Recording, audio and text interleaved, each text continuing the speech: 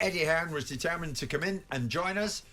We were delighted to welcome him in because he wanted to go head-to-head with the man Simon Jordan. And boy, were all eyes and all ears on that. We're still getting reaction to it even a couple of days later.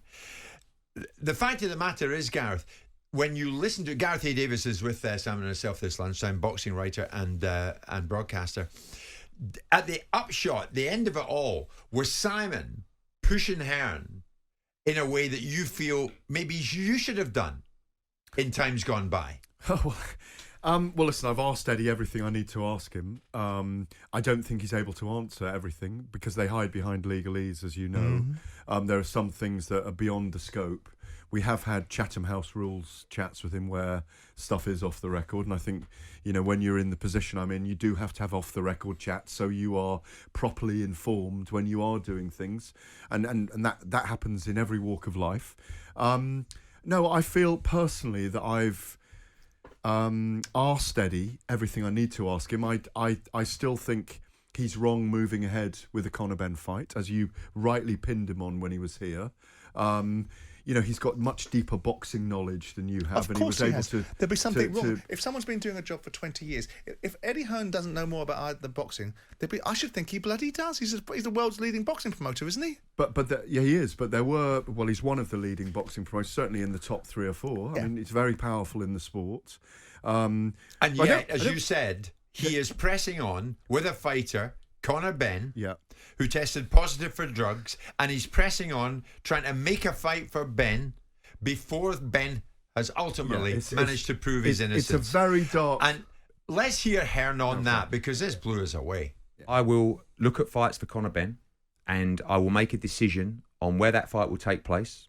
I will also actively speak to Conor and the British Boxing Board of Control about going through the process to ensure that he gets a fair hearing, and 2, he tries to be able to box in this country. I do not want Conor Benn to fight around the world. I think this kid, who has got a good heart, and I would agree on that. Regardless of people's opinion. But we're looking at June, are we? We're looking at he'll be Pacquiao, back. Pacquiao in June. I don't think it will be back. Look, I want to make the Chris Eubank Jr. fight. These guys have been going at it to each other the last couple of weeks. For me as a promoter, I know the build-up will be sensational. He's not signed to fight Smith. No. And the money's 2 or 3 times what he'd get to fight Liam Smith. Right. Now, Eubank Jr.'s promoter, Calla Sauerland, will join us in a bit, and you'll hear his view of that. But the upshot is this, Gareth. Benn failed 2 voluntary drugs tests, of course. And now, as I say, where we stand at this moment, he's yet to prove his innocence. And yet, top boxing promoter Eddie Hearn is out and about trying to fix up a fight for him, maybe as soon as June. Morally, that can't be right. I sent a message to Eddie Hearn yesterday saying, because I was talking to him about the Anthony Joshua situation potentially with Tyson Fury, saying I found it fascinating the discussion in here for 90 minutes on, was it Tuesday? Yeah. It was fascinating, and I thought, you know, Simon really pushed Eddie on a lot of points. But I did say to Eddie in a text, you know, I still don't agree with you going ahead with the Conor Benn fight because he's still not had a hearing. They're not voluntary tests. What's by the the answer way. to that text? They're not really voluntary. They're mandatory for being inside the top. His answer is, I want Conor to go in front of the board as well, and I think he will. Yeah, eventually. he does now. Yeah, because he realises that the weight of public pressure is turning on him. But why didn't he realise that in the 30? I struggled. Well, you know why? Struggled in the 30 hours. Well, between the board calling the fight off and their decision, where we all sat in a hotel, but you know why? 100 of us waiting for the statement. Why did they think they could keep the fight on? You of all people spend all the time around this industry, and there's certain things that you will say to them and certain things you can say that I don't care whether I say. Yeah, because I don't care about who I set on fire, because I'm not interested in a relationship with Eddie Hearn or his fighters. You have to have a certain relationship with him.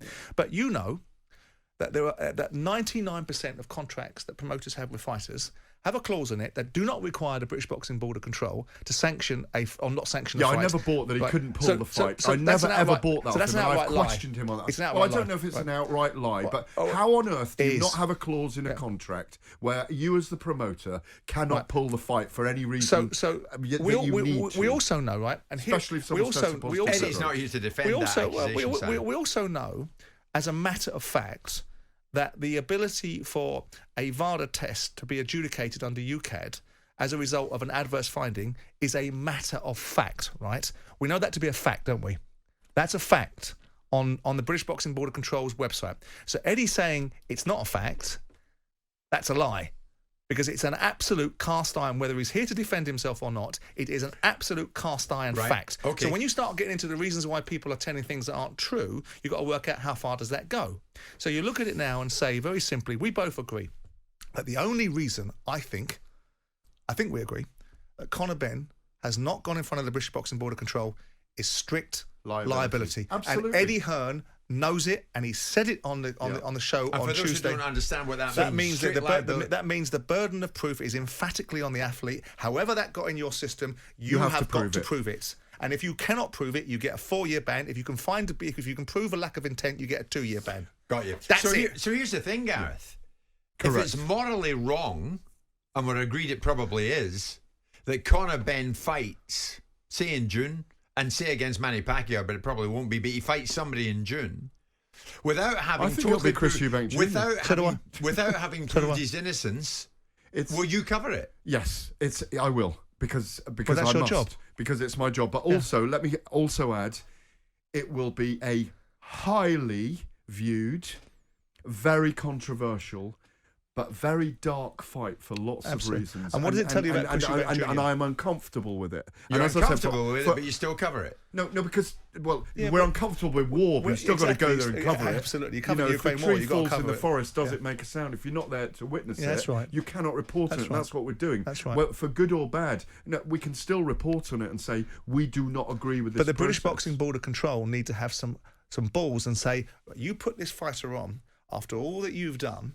Right, and they know what has been going on between them, and they'll find their own levels. Right, I'm not telling how they should. But if I was in control of the British Boxing Board of Control, I would sanction Eddie Hearn, or I would try and sanction him. And I would say, if you put a fighter on that you know has yet to prove his innocence, and the WBC is not exoneration, a WBC would have witnessed for the defence.